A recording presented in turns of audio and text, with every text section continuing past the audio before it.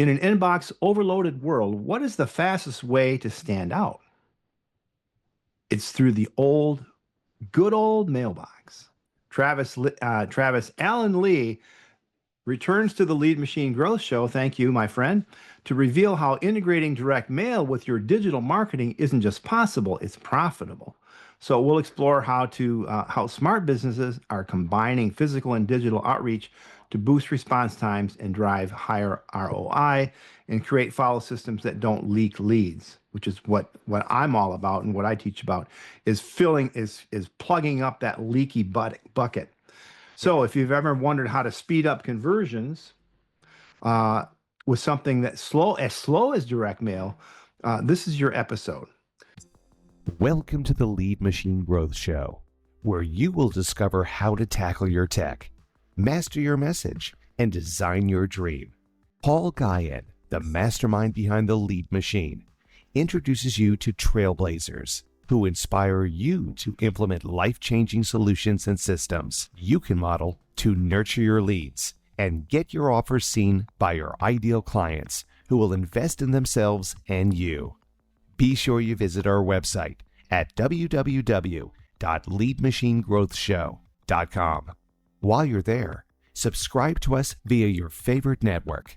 Now, tune in and get ready to transform your vision into reality. So welcome to the Lead Machine Growth Show. I'm Paul Guyan, your host, lead machine coach, and the founder of the Lead Machine Marketing Group and Mastermind. And I'm dedicated to helping you tackle your tech, master your message, and design your dream life by having awesome guests like Travis Lee come on the show. And so whether you're just starting out or looking to take your business to the next level, let's get this conversation started and turn your dreams into reality. So Travis, thank you so much again for coming. We talked a little bit before the show, and that kind of spilled over into the introduction here. Uh, Direct mail. Mm-hmm. I mean, everyone has a mailbox. Almost everybody has an inbox. A lot of people are ignoring the inbox, but isn't the mailbox just kind of old and uninteresting? It's certainly not as shiny as the next social media platform or the next whatever widget that comes out. So isn't it kind of old, or is it still a good old standby? You know, as everything moves digital, we are seeing kind of a digital revenge with people not wanting to be connected all the time, with people not wanting to be looking into a little box all the time. And so we're seeing that across all age groups. We're seeing that across generations. I don't have the numbers right in front of me, and in fact, they're a little dated now, but every 5 years, and we may have spoken about this briefly on the last time we spoke, Paul, but every 5 years, the post office comes out with their big direct mail study. So we'll do one here probably this summer or this fall, because the last one came out in the spring or summer of 2020. And the numbers really are astonishing, even going back 5 years. And I think they'll be similar when the new ones come out. But it's still like 85+% of people check their mail every day. 70+% of them at least look at it every day, sort it every day. The last numbers I saw that said if you're in the B2B space, 60% of B2B decision makers, whether that be C-suite people, whether that be, managers, basically anybody with a budget that they control, over 60% of them still prefer hard copy stuff, when making a buying decision. And so we're really, honestly, from what I see, I think either we're in it now or we're going to see it real quick, where you're going to see a lot of things, a lot of people, a lot of activity move back away from a digital back to an analog. And I see that with my customers. I see that in everyday life. I see it with my kids who are teen and preteen. And so, I think the post office, I think direct mail is actually going to see maybe not a renaissance, but a resurgence of some kind in the coming months and years. Well, that'd be interesting. How can direct mail accelerate the buyer journey instead of slowing it down because you put something in the mail and it's going to take a few days for you to land, and it might be Hmm. a few weeks before you know how well your campaign did. So Yeah. how does that slow it down, or is it just a complimentary thing, or is it something else? Yeah. Well, so to kind of piggyback on the last discussion and your introduction, the inbox overload, it Yeah. has become exceedingly easier to ignore and turn off all the digital stuff, right? You and I were Mhm. talking before the call. Unsubscribe rates are very high now. Unopened rates are accelerating. Junk mail, or excuse me, junk email, going Yeah. into the spam box much quicker and easier now. Everyone carries around a phone. Everyone has caller ID, and everyone is now not answering their phones. When you and I were growing up, if the phone rang, you answered it. You never You answered right? it. Yeah. Now no one answers the phone, right? They're all screening their own phone calls and they're deciding who they're going to listen, who they're going to talk to or not. And so yes, even though direct mail, there is kind of that pause between the time that you think of it to the time that it gets implemented to the time that it hits a mailbox, Hmm. but it's not something they can turn off like an email. It's not something that they can just easily unsubscribe from. Now, there are rules and laws that say if someone says don't mail you, you shouldn't mail them, and you should do those things. But it's not like a one-click thing, like it is in an email, right? Yeah. Hmm. I'm sure everyone's heard of rage cleaning. Well, I'm sure everyone rage cleans their inbox a couple times every year, where they just unsubscribe from everything. So even though yes, it is a delay compared to what we're used to in the digital space, it is now oftentimes becoming imperative to use that media that we have access to, direct mail, because they are ignoring so many other things. They aren't accepting phone calls. They are tuning out. They are turning off emails, and they're not living in their little boxes anymore, their little digital boxes. And so sometimes it becomes imperative to use kind of these old school ways to communicate with people because they have just turned off the digital stuff and are being turned off by it, which again kind of goes back to our discussion just a second ago of I think we're really starting to see, especially coming out of COVID. Now I know it's been 5 years, but for many many years people were just digital everything, and I think there's this um need and want and psychological, thing going on with people that, hey, we want real things now. We don't need to be living digital all the time, 24/7. Yeah. And I think I agree that having something in your hand can be useful. I can't tell you how many digital books I have in my Kindle library that I've never read, Yep. that I go, gosh, I have this book. And I was at a seminar, and they mentioned this book, and I went, you know what? I have that book, and I read most of it, and I just got disinterested because there's so many distractions on this thing. Yep. It's so easy to get distracted. And my inbox is not as bad as some of my clients and some of the people I work with, but Yeah. it's kind of a wreck. And I Hmm. have more than one. Yep. I've got more than one inbox. So um, the thing that when we talked last time, we mentioned it, but we really didn't dive into it. And I want to get into how digital is still a thing.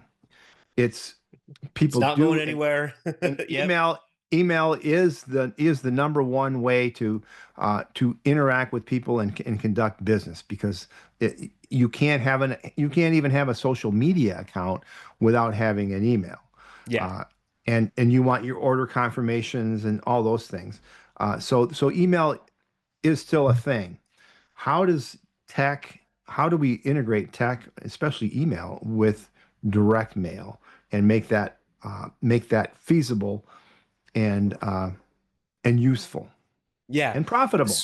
Yeah. So many businesses have been taught you need a multimedia approach to marketing and Yeah. advertising and sales. You need multimedia. You need direct mail, phone, email, social, Yeah. digital, all that stuff. Billboards, Mhm. right? I'm sure there's Yeah. still, there's places for everything in a marketing mix.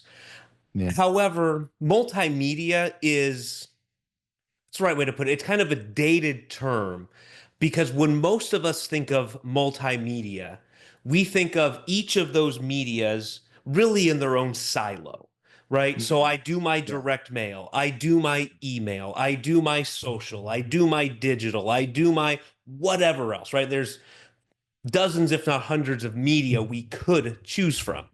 And so when we say multimedia, most people think instantly of those things and they're done in silos. Really, what businesses are turning to, and with technology now, is more of an omni marketing approach, which is yes, you still have all those media, but now instead of being siloed, and we've got direct mail here and whatever, in 50 different, under 50 different roofs, we have them all under one roof where they are all working together, not working Yeah. independently. And that I think is the Yeah. big thing. And that is something that until recently was the reason people didn't do it that way, an omni marketing approach, because it was really hard. And we didn't have technology that we do now. And you would need to have marketing teams, and you would need to have marketing agencies, and you would need to have a multi-million, billion-dollar budget in a marketing team to do those things for you so they worked together. Yeah. Now, with technology, admittedly, my sphere, the direct mail sphere, catching up to those things and then saying, hey, we can do all of that stuff along with direct mail in a Mhm. coordinated way, in a way where it's all, again, whether it's all under one roof physically or not, but at least all the aspects of those marketing things, those marketing activities are all working together. And that's really what you need to start thinking about now, is not, is it direct mail or digital or billboards or TV or radio? It's how can I make as many of those things work together and then target people in a way so that you do have an omni approach to it, in that it just, you're seemingly everywhere, right? Omni literally meaning omni-channel. We're using lots of them and we're delivering a very consistent, concise message to our prospect, customer, client, whomever we're targeting. That's the important thing now, is really thinking in terms of, to steal a line, holistically instead of compartmentalizing all of it. Right on. And so, can you walk us through how maybe automation or CRM tools can trigger or personalize direct mail as part of a lead response system?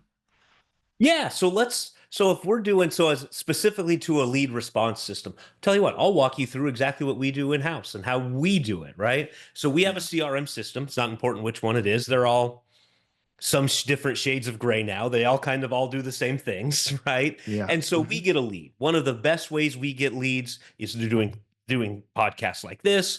Basically, we put out a wide net, right? And we're hopefully doing what I'm explaining, omni-channel marketing, the whole nine yards. But almost all of our marketing comes down to lead generation. We want to give a lead something in exchange for their contact information. So we are Okay. very much driven by direct response, lead generation marketing.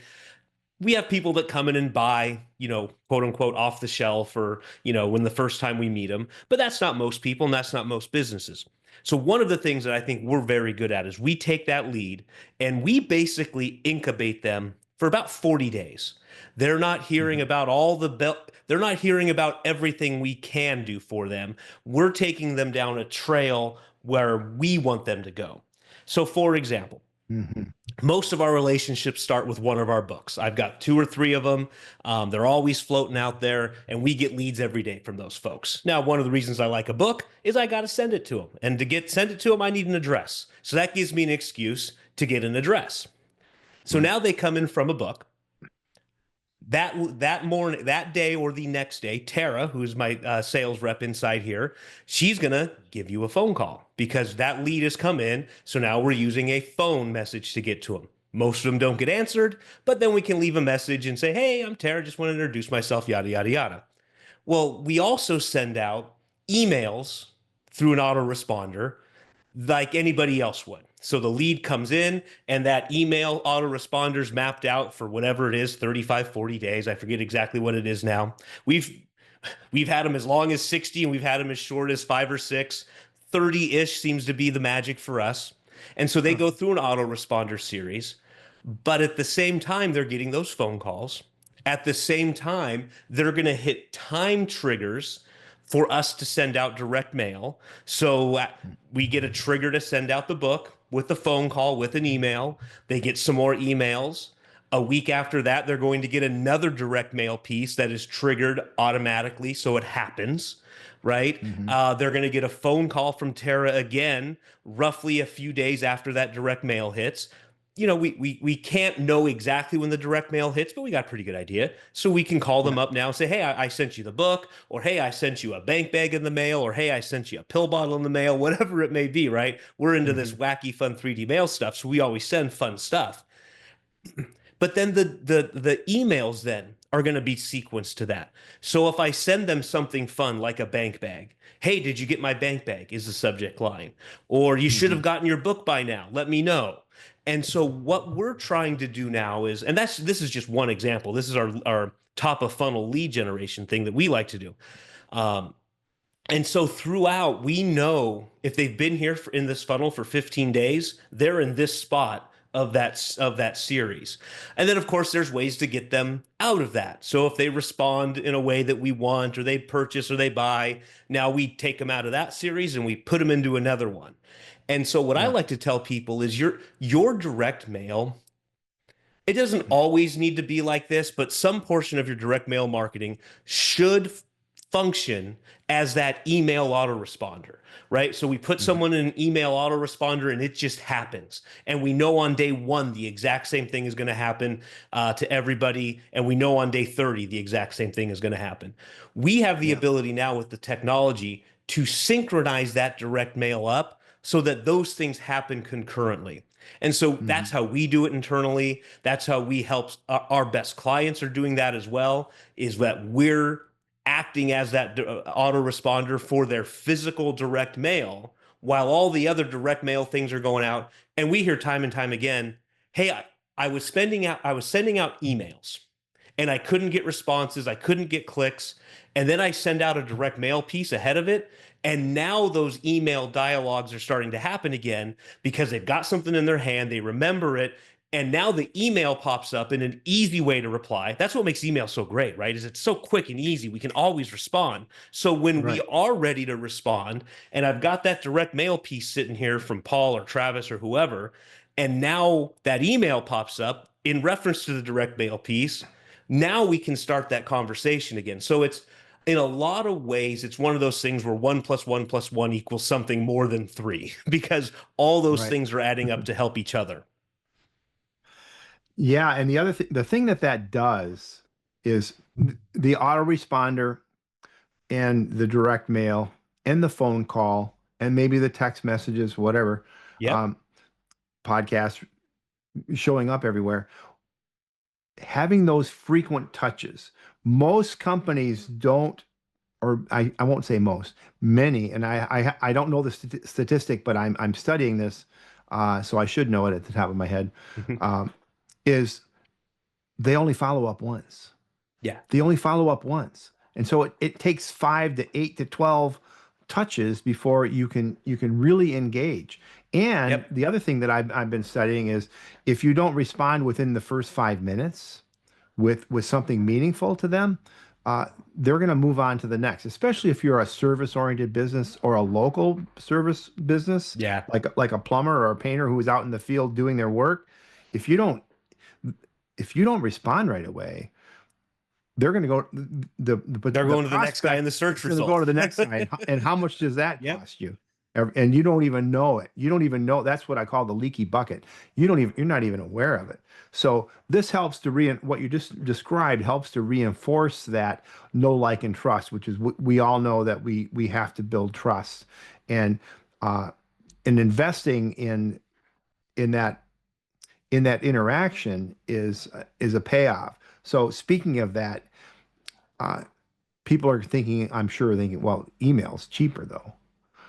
Email's cheaper, but if people don't read your emails, you're still leaving money on the table. So how do you get a return on that, or what is the return on doing that kind of thing? Since Yeah, you're so doing it, you should know. yeah, I mean, it's one of those things, and I don't know what it is about direct mail. So I'm going to get a little bit philosophical, I guess, but I guess there's something about direct mail where people will try it one time and they'll say, "Oh, that didn't work," or "That only Hmm. gave me X results, so I'm not going to do it again." Yeah. And but they don't do that with their digital, right? I got to test and tweak and work on the messaging and try different timing and all that kind of stuff. Um, and I think a lot of it has to do with the immediacy of some of the digital stuff, right? That's what Hmm. digital has made things that were 1 day, 1 week, 1 month correspondence like instant, right? I'm Yeah. reading a book right now on the Revolutionary War, and it takes like 8 weeks to go across the Atlantic. So everything is reactive to 8 weeks ago, right? And so I think there's a little bit of impatience with direct mail because there's not that kind of instant feedback that you can get from other things. So the biggest thing, so I'm going to kind of indirectly answer your question, is to try something, get a baseline, and then continually try to beat the baseline. And the Yeah. best places to have your success with direct mail, two places. One is with existing clients.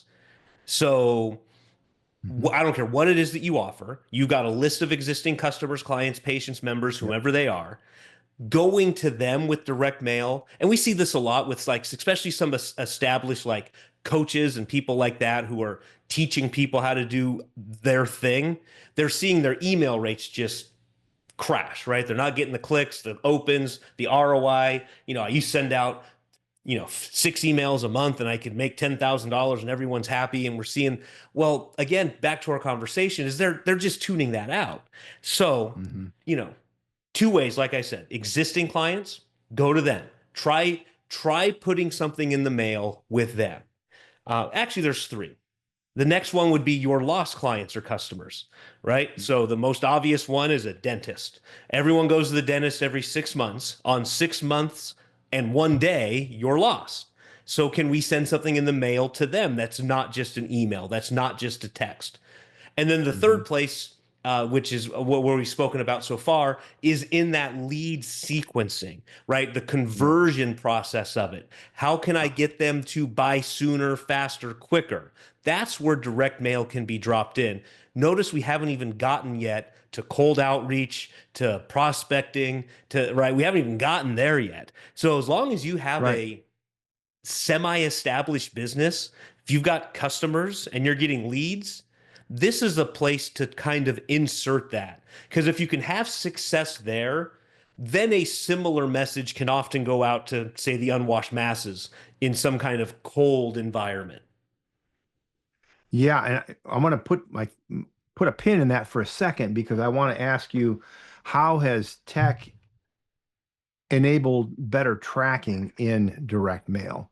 Because we talked about that, Yeah. it's a day, it's a month, it's a week, it's a month, whatever what you said earlier. It takes time to get responses. Mm-hmm. So how has tech helped with that?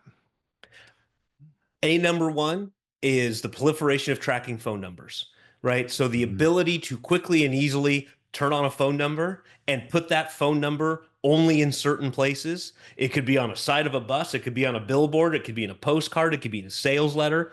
So that's one thing. That's a service that we offer as well, which is we can give you tracking things so that you know. So that's probably the less sexy, but technology has made it so that we can have phone numbers quick. I mean, I remember Yeah. when I started this business in 2007 or 8, it took us like 3 weeks to get a phone number, right? Yeah. We had to get a toll-free number, and then we had to get it forwarded, and right? It took like maybe not 3 weeks, but it took days to get a phone number. Now it takes like 5 minutes if you know how to do it, right? So Yeah. that's number Right. one, is we can track that way. Number two is our QR codes. And most importantly, especially in print now, are what we call personalized QR codes. So Mhm. let's say we've got a mailing list of 10,000 people. we can put a unique QR code on all 10,000 pieces of that mail piece.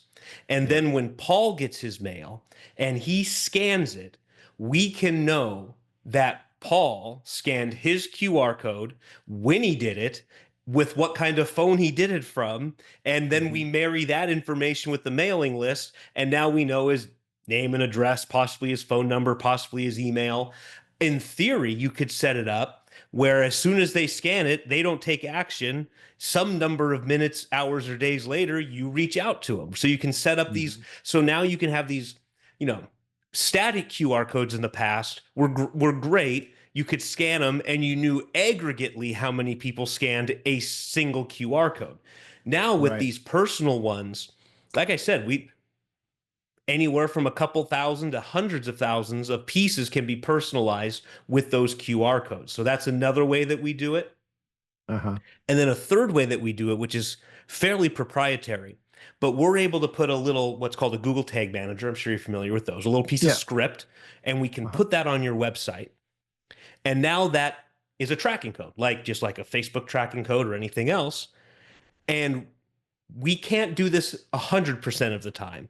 So at about a 60 to 80% clip, if I mail you a direct mail piece and you go to my website from that direct mail piece, that little piece of script is going to know that Paul on his computer at his home hit that website, right? Yeah. And so now we can, now in that same list of 10,000, we can see everyone who scanned a QR code, and then we can go into another screen and see, oh wow, 15 people of those 10,000 today went to our website because of this little piece of code that we went on there that matches their, essentially matches their IP address to the address that we mailed. And so those are just three of the, and two of those three things weren't even available until a handful of years ago, right? Yeah. Personal QR codes, and then these tracking codes that we're able to put on there. Now, for most of my clients, that's overload tracking, right? We're not doing 10,000, 20,000, 50,000, 100,000 piece mailers. We're doing several hundred or several thousand. So even with all of that said, how technology has made it better, you can still just get by if you've got frontline employees, assuming you're not the only one in the business, with a little bit of instruction and like a tally sheet, right? Okay, here's this website. Here's this website. It's only on this directmailpiece.com. And if they only go there and we get 6 buyers, we know that they came from there. So yeah, we can do all this fun stuff, and yeah, you can do it and should do it if you've got if you've got kind of some heft behind your mail pieces, if you've got some quantity. But nothing just beats good old fashioned, hey, let's send out 500 of these things, see if anybody calls, right? So don't let the tech get in the way. This is all stuff that's made things easier, but it's not required to track direct mail. Right. Okay. And so we're kind of button up against, now every business owner is going to tell you that, oh, we got to have new customers. We got to have new clients, where we know that there's gold in our existing customer list. There's cross-selling, there's upselling, there's reactivation, there's all those things, much easier to sell to an existing client. Let's just give that, but let's also feed those who say, yeah, we have a 90% reorder rate, and I have clients who have that, and they have teams of people who make that all happen, and they're very profitable, and it's great. But what about the new customers? Because that's what they think that's what they think is gonna really make a difference for them. When people say I need more business, what they almost always mean is I need more new customers. That's almost what they always mean. That's what they mean. So now again, so take everything we did with the tracking, right? Let's move that from wherever we were before, and we can stick that cap right on the cold direct mail pieces, right? So we want to go get new customers, new patients, new clients. We can do all those tracking things that we just spoke about. So like that's one of the things that we can do. One of the other great things now that, again, the combination of direct mail being forcibly kind of kicked in the butt to get up to the 21st century speed. Yes. And all of these social media platforms now is you can now have kind of that omni-channel approach to a direct mailed list of cold prospects. So we can take a direct mail list, typically need about 2,000 on up, and we can send them a direct mail piece, postcards, sales letters, anything we want. We can take that same direct mail list, upload it to the at this point for our services to the meta platforms, so Instagram and Facebook, and now we can serve that same mailed list digital marketing ads on those two platforms as well as the Google ad network. So now let's say you send out, Yeah. I'll give you an example of one. It's not in the mail yet. By the time this gets posted, it'll probably be in the mail. But we're working with a client right now, financial planner, insurance guy in Texas, wants to run an event, your typical event where you bring people in, have a nice dinner, you talk to them about financial planning and investments, and you book appointments from there, right? Very traditional way of getting a whole bunch of prospects into a room and trying to sell several dozen at the same time, right? Very tried and true Yeah. program. Well, we're going to Yeah. send out the direct mail piece. It's going to be a nice high class invitation. That's going to go out to them. The day we take it to the post office, those same 2,500 prospects, only 2,500, right? Which is not very big in the direct mail space, are now going to start seeing ads across Facebook, Google, and Instagram that look just like the ads in the direct mail piece. So Mm-hmm. the branding is all the same. And so before they even get the piece, we're going to start serving them ads digitally. And so this is what I mean by that omni-channel marketing approach, right? Yeah. So we've got the hard paper and ink analog over here going out the door at the same time to the same people with the same message, going to the same website to register with the same tracking little pixels we just talked about, are going to now be served ads to go to that website. And so for 14 days, they're going to start seeing these ads. They can be static images, they can be videos. Any of the ads that you see on any of those platforms right now, we can run for you, right? So they could be, 5-second hits to 35-minute presentations up on your right. Any ad that you see falling in your newsfeed can be done that way now. And so now Yeah. this is what we're talking about when we say all under one roof. Let's have digital line up with the analog and the direct mail, and then take that exact same message and put it to them in multiple different media formats. And that's really where you're Mm-hmm. going to get the best bang for your buck, right? Is when you Yeah. start doing things where, again, digital, we could throw email in there. So now we could time it so that an email goes out about the same time that that direct mail hits.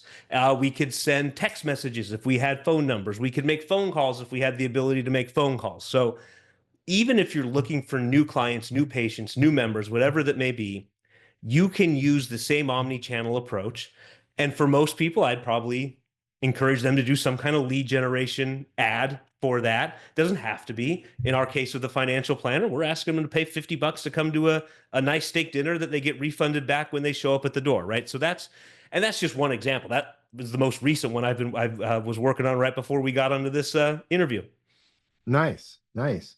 So I know I'm thinking about this, and I'm sure our listeners are thinking about this. Okay, so where do I get a list of people, and who should I get? What are reliable sources? I can't tell you how many times in my inbox I have people saying, "Oh, I have the list for a particular convention that's happening that's in your wheelhouse." Mm-hmm. And I know better than to take that list because they're bad news. Yeah. So where can I get reputable lists from that are more likely to convert? Yeah, great question. We could do a whole episode on just list selection, so I'll give you the Yeah, highlights. I know. First off is to work with a reputable list broker. So in our space, they're called a list broker. They aren't going to be the ones supplying you the list. They are going to be the liaison for you and the list owners. So to give you just the real brief overview, Again, we could do a whole interview on that. I could do a whole day on I could do a whole 8-hour section on list selection. But in Yeah. in list world, you've got two things basically. You've got compiled lists, which are essentially the modern version of the white pages with demographic data. Right. Yeah. So I want everyone who makes over 100 grand, is married, has one kid or more, and lives in this geographic area.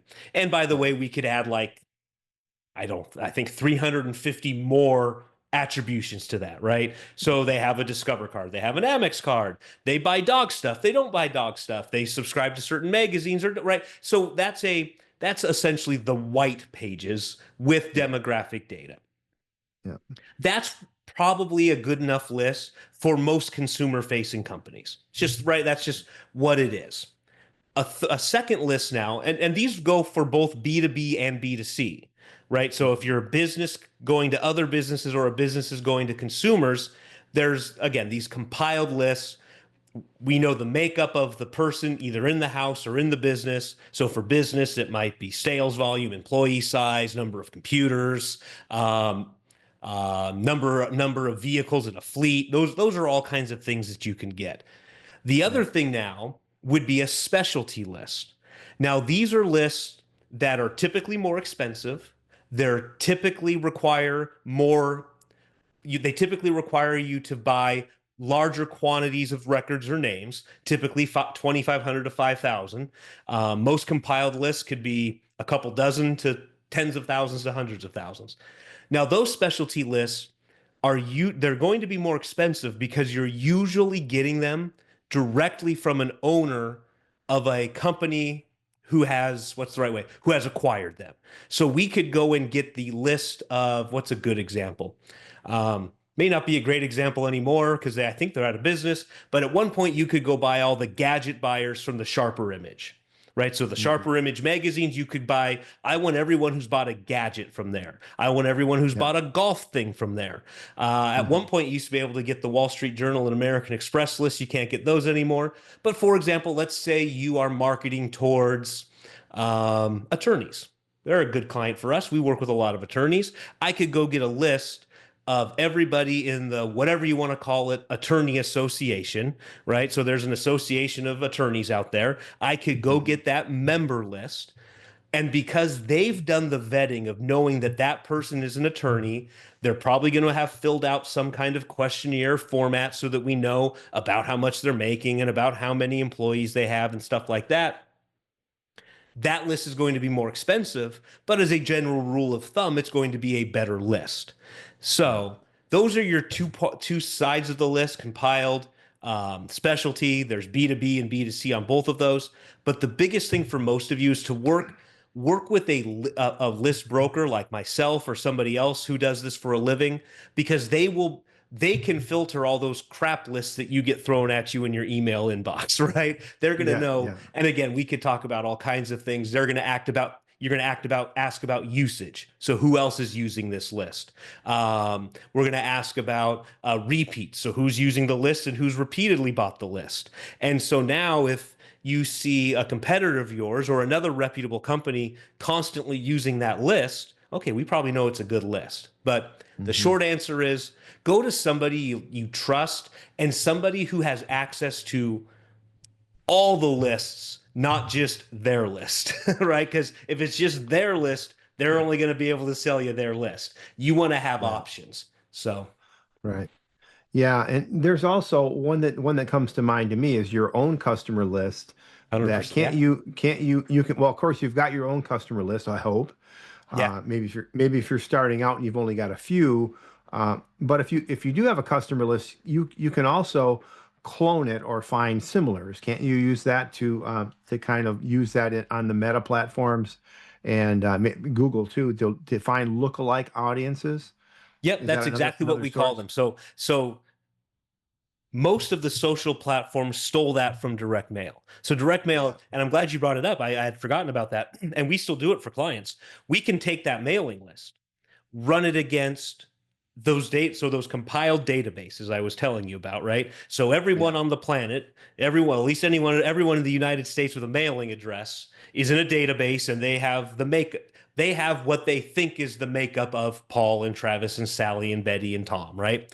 And so Yeah. we can take that list, upload it, and find all the commonalities about the list. So we can't find out on an individual basis that Travis makes X amount of money and has been married for Y number of years. But what we can do is say, take a list of 500 customers, upload it to that, get a look-alike, and then it gives us a report of the commonalities, and then more importantly, the statistically relevant commonalities, right? So, Mhm. boy, you've got a lot of people that are married.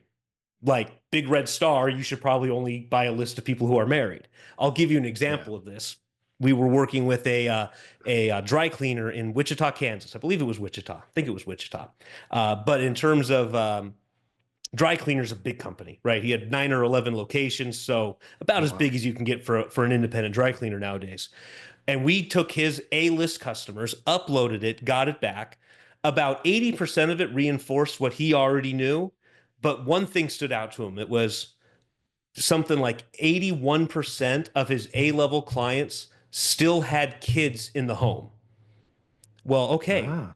we probably should only ever buy a list, everything else being equal, of kids in the home, because it was such an outlier for him. And it was one that he didn't, right? We always, who's going to dry cleaners? Okay, executives, lawyers, people who still work in an office, high income earners are probably married. But that one really stuck out to us. So those are the things that you're going to find. We're Yeah. working with a high end training gym. Um, they're one of those, in and out in 25-minute type gyms, and you get the full body workout. We're able to take their existing lists, run them against the lookalike, and then go buy those exact same commonalities in each geographic area where they've got a franchise. So that's just another way that we use it as well. I'm glad you brought that up. I would completely slip my mind on that one. Yeah. And when you were talking to me, when you were mentioning all those ways of finding similars, it makes me think of what I do. I use AI a lot. Yeah. I'm using AI to analyze data and to come up with things I hadn't thought of for email content marketing, all kinds of things. But how has AI come into play, or has it impacted the way you're doing things today?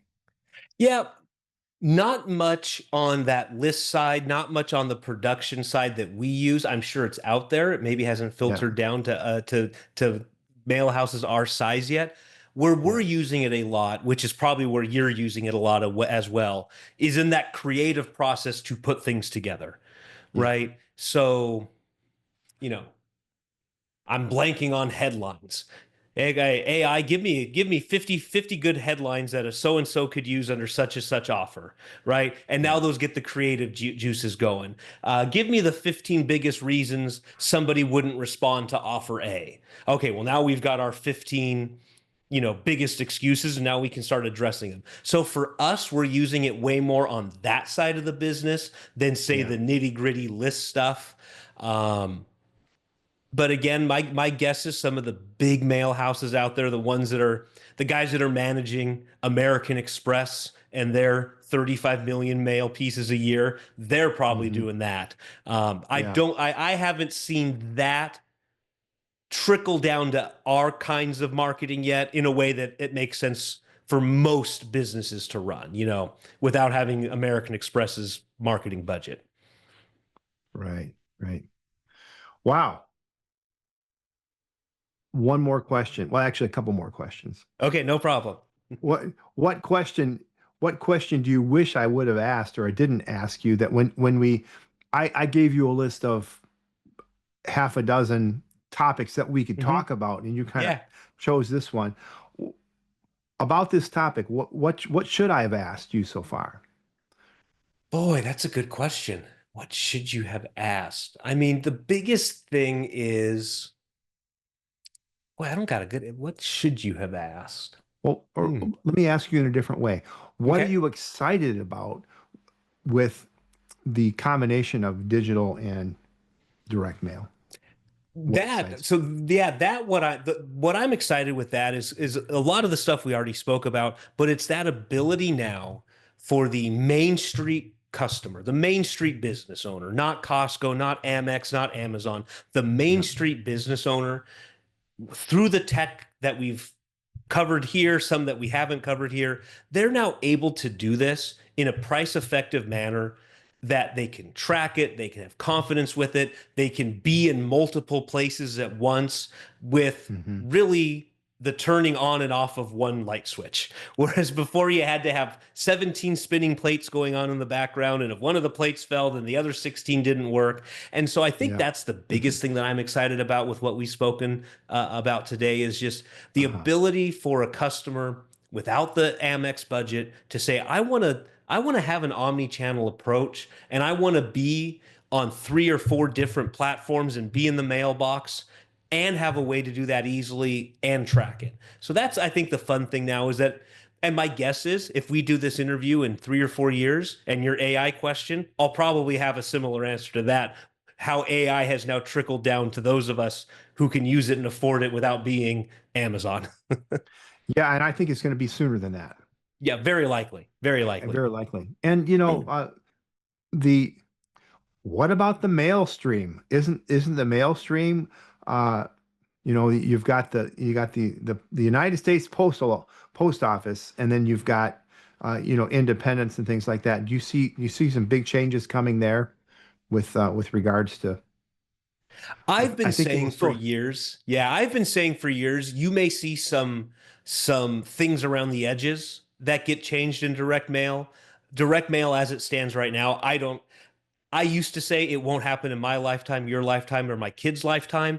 Maybe in my kid's lifetime there's some drastic changes, but for now, all I see is mainly fiddling around the edges. For Mhm. example, completing just getting rid of regular mail delivery on Saturdays, right? So for years, post office has done package delivery on Sunday because that's where the money is. I can see them saying, okay, regular letters, magazines, periodicals, that's only going to be a Monday through Friday thing, and we'll continue to do the packages on Saturdays and Sundays. I can see things like that happening. I can see maybe um, what's the word I'm looking for? A draw towards or a maybe not door to door delivery like we're used to. So I can, first thing you're going to see is cluster boxes in new neighborhoods. So you're going to see, you'll have 50 Yeah. mailboxes in a cluster. That might Mhm. eventually move down to a central localized kind of sub post office where now everyone has to go to get their mail there. You see this in small Yeah. towns already. In my little Yeah. town, we have to go to the post office to get our mail. I cannot get mail delivered to my office. I have to go to the post office. So you're already seeing some of that. Um, so I think you're going to see some tinkering around the edges. Um, it's just too big of an industry. I mean, they deliver, I Yeah. think I saw 323 million pieces every single day. So Wow. 323 pieces times 300 mailing days a year. Let's take out some Sundays. That Yeah. has to go somewhere. And Yeah. you can't just flip a switch and have that all go somewhere else. So I think it's going to be Yeah. whatever changes we see soon, fringy around the edges. Maybe I'll take back, not in my kids' lifetime, you'll see major changes, but they're 12 and 14. So they might see some changes in their lifetime. I think for most of us watching this, direct mail as we know it is going to have a nice, long, prosperous life. And you and I both know this. Our mentor, Dan Kennedy, says um, most media dies a slow, agonizing death, not a fast, swift one, right? Yeah. So even if we're on Like the very beginning of that, we got decades, is my thought. yeah, it's going to be a while. And when you mention packages only on Saturdays and Sundays, those are opportunities.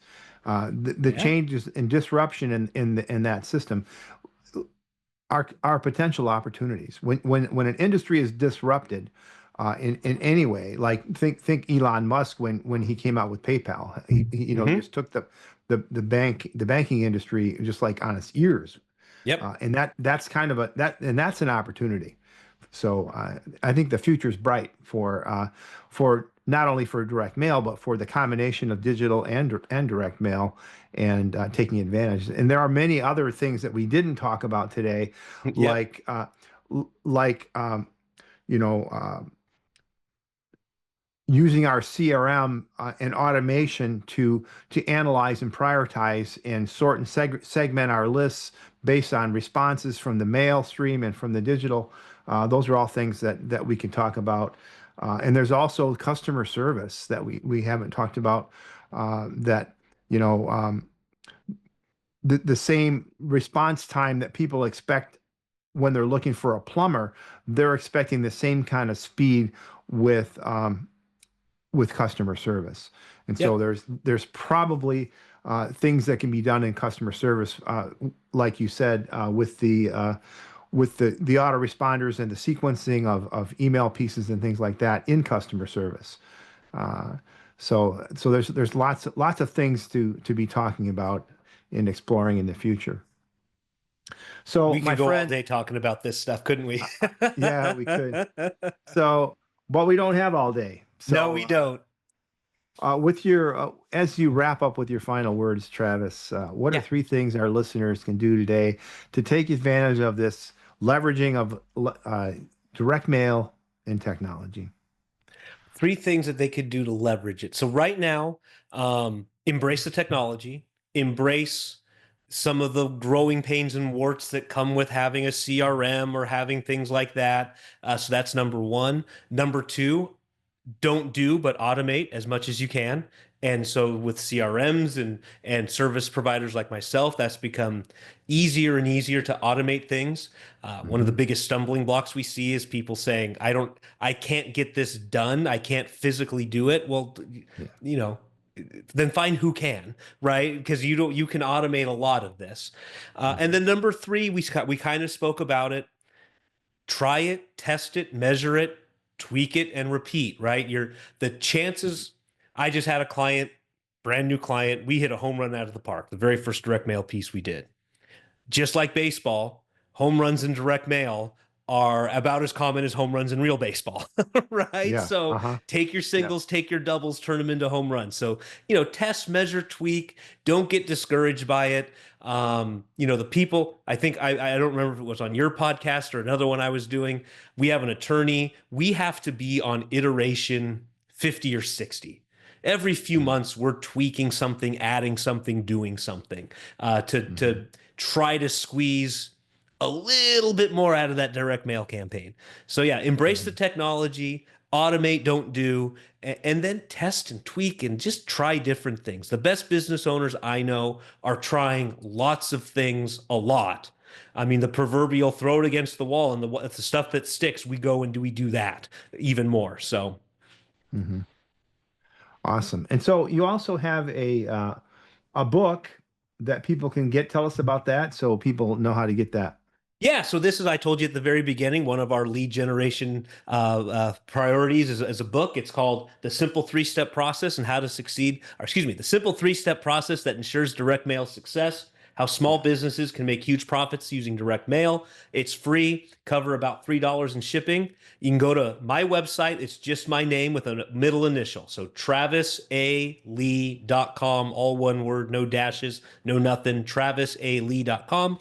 Pick up a copy for $3 and you can kind of experience what we do in a lot of the things we've been talking about today. Right. And so this will drop them into that sequence that you were talking about earlier, right? Yep. So they should be Yeah. getting phone calls and timed emails and timed direct Awesome. mail pieces and all that kind of stuff. So you can see it in action. That's You got great. it. Great way to demonstrate. So thank you, my friend. I appreciate you coming back on the show.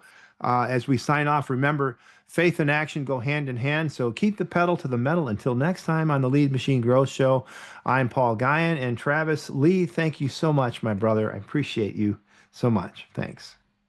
Thank you for tuning in to the Lead Machine Growth Show with Paul Guyan, where we show you how to tackle your tech, master your message, and design your dream so that you can transform your vision into reality.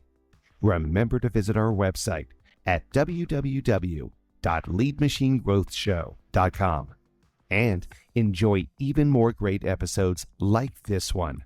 Again, while you're here, subscribe to us via your favorite network. We look forward to seeing you next time on the Lead Machine Growth Show.